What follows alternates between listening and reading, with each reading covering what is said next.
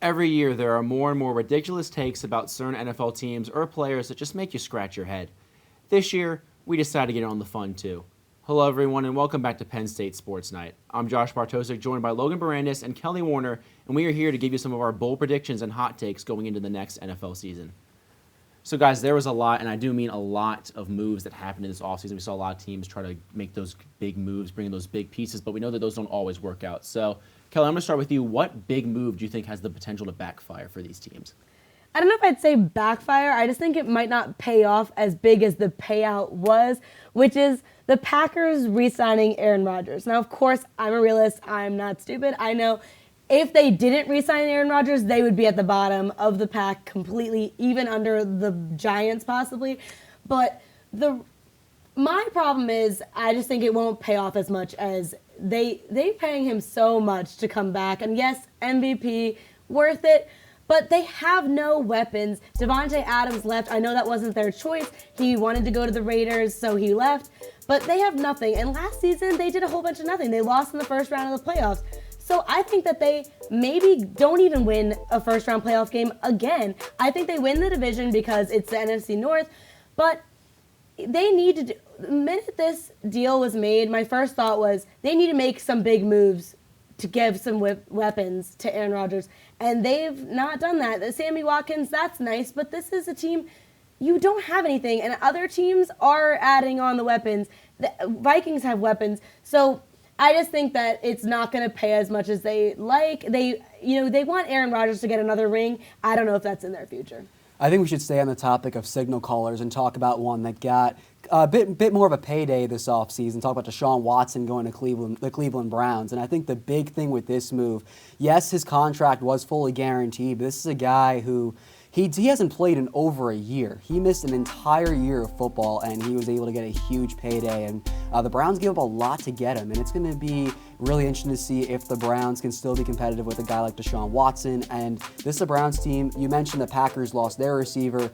The Browns did too. Jarvis Landry still going to be a free agent. They lost Odell Beckham during the trade deadline period, and they lost a few offensive line pieces as well. So that Browns team definitely a little worse than it was last year. And this is a tough division as well. The Bengals and Ravens both making some big noise in the offseason and in last year's regular season as well. So it's going to be a tough competition for Deshaun Watson in his first year. And I'm just not sure, kind of like Aaron Rodgers with the Packers, not sure if the payday is going to lead to good performance. Yeah, I kind of have to agree with both of those. It's definitely, time will tell. Personally, I think the Russell Wilson move for the Broncos could pay out potentially, but I still don't think they make the playoffs. I just really don't see it happening. I mean, I think that division overall, you got the Chargers and the Raiders now, and the Chiefs are still a potential threat. So I still think the Broncos find a way to miss out personally, but that's just me. Yeah, and that's a really good point. And the Broncos, they come into the season with pretty high expectations, but talking about teams that are considered kind of on the lower level of things, which bad teams going into this year do you guys think could make some serious noise during the season? Yeah, I'm going to start this one. I personally think the Jacksonville Jaguars, I know that a lot of people are going to be like, whoa, that's kind of a little bit out there, but they weren't necessarily, near the end of the season, they weren't necessarily too bad. They did beat the Colts, but I think that was mostly more on the Carson Wentz saga in Indianapolis more than anything else. But they bring a new head coach. They bring Doug Peterson. He won a Super Bowl as a coach and as a player during his playing days. They brought in some new offensive weapons, albeit on some kind of questionable contracts like Christian Kirk, Zay Jones, and of course the stellar hands that Evan Ingram has. But they have the first pick in the draft. They do have a pick early in the second draft. They can get either some offensive line help. They brought in Braden Scherf in the free agency period to help with the O-line, to help Trevor Lawrence. You have guys like Aiden Hutchinson that will probably get picked first overall, or you could see someone like an offensive lineman first overall, and then you can just flip that in the second round, pick opposite. They need some D-line help. They need some O-line help. And I think that Trevor Lawrence should probably have a better sophomore season. I don't know if it's going to be a breakout one. I think it's enough to definitely raise some eyebrows, but I personally don't think it'll be enough for the Jaguars to make the playoffs, but I think it'll get them back on the right track. I agree there, Josh. I think the addition of Dougie P and a little more experience under Trevor Lawrence's belt, they have to do somewhat better than last year. Anything's better than having Urban Meyer in there. But my pick is going to be the Vikings. This is a team that on paper should be good. They have a decent starter, maybe not great, but good enough, and they've re-signed him, so they're definitely sticking with Cousins. They have all these offensive weapons. They have Dalvin Cook, Adam Thielen, Justin Jefferson. So they have the weapons, and now they have a new coach, so hopefully that works out for them. But I think with the landscape of the NFC, there's a lot of teams taking hits. You know, the Saints, honestly, the whole NFC South besides the Bucs.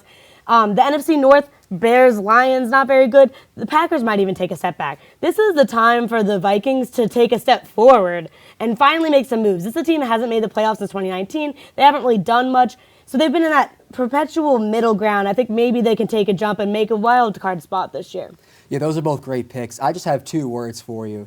Gang green. The New York Jets, they did make some good offseason moves in the past couple of months, and they do have 2 top 10 draft picks coming up. So you mentioned sophomore quarterback in Trevor Lawrence. Josh, you were talking about him earlier. Zach Wilson, another guy that can take leaps and bounds next year potentially with some underrated signings that they made, including a tight end from the Bengals and C.J. Uzomah. They got on the defensive side of things like guys like DJ Reed, Jordan Whitehead to kind of boost up the secondary. So this Jets team definitely in a really good spot to kind of take some steps up moving forward.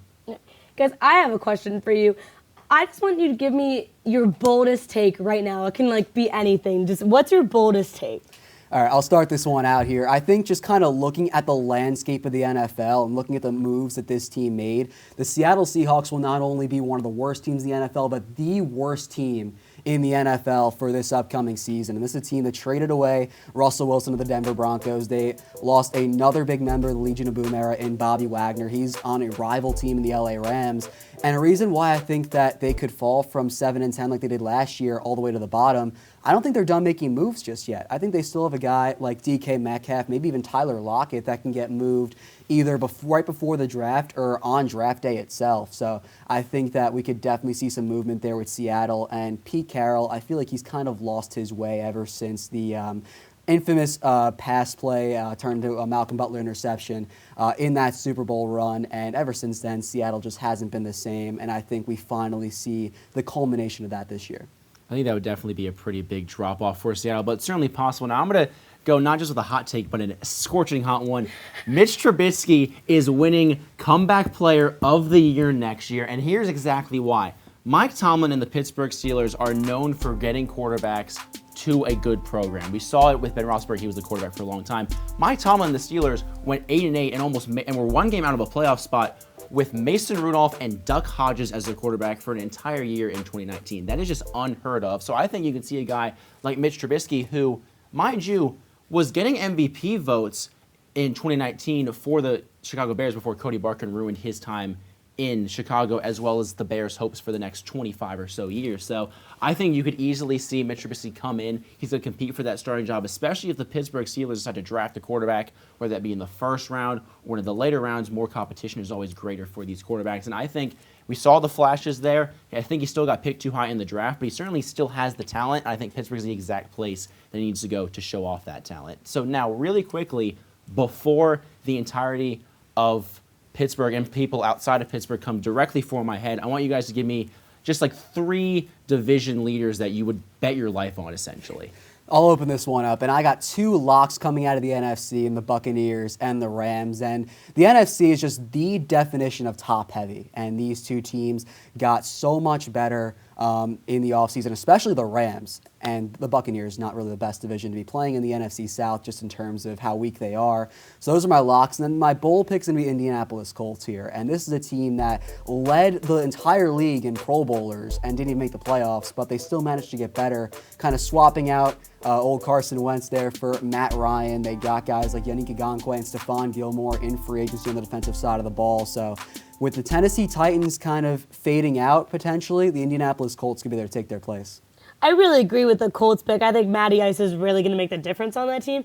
But I'm going to bet my life on another agreeing with you is the Bucs. I think that I would 100% might put my life on them. And I would also put my life on the Bills. I think, honestly, if I had to make an early Super Bowl prediction right now, I would pick the Bucs out of the NFC and the Bills out of the AFC. And the Bengals, I thought, looking at the division they're in, I just would trust the Bengals to take that over. I guess I would call it a little more bold because with the great run they had last year, it's kind of less likely they'll have as good run again. But hey, I'll take the risk and put my life on them too. Yeah, you might have to wrap yourself up in bubble wrap for that one because the Baltimore Ravens, when they get fully healthy, they lost 2 of their starting quarterbacks and they also lose Lamar Jackson. They're definitely a team to look out for. And of course, obviously, I mentioned, the comeback story of Mitch Trubisky. You can't throw that out of the window. But I wish we could continue rambling and giving every NFL fan a headache. Unfortunately, that's going to have to wait until Logan gets his massive ego when the Jets win one measly game next season. But until then, that's going to do it for this edition of Penn State Sports Night. For Logan Barandis and Kelly Warner, I'm Josh Bartosik. Thank you so much for watching and have a great rest of your night. Hey everybody, thank you for tuning into this edition of Penn State Sports Night. We hope you liked that segment. And we're sure there's other Penn State Sports Night segments that you are going to love as well. Be sure to subscribe to our YouTube channel for more content. And check us out on social media for updates and behind-the-scenes clips and pics. Follow us on Twitter at PSSN TV and on Instagram at PSU Sports Night to keep up with all the action. For all of us here at the Belisari Media Center, we are Penn State Sports Night.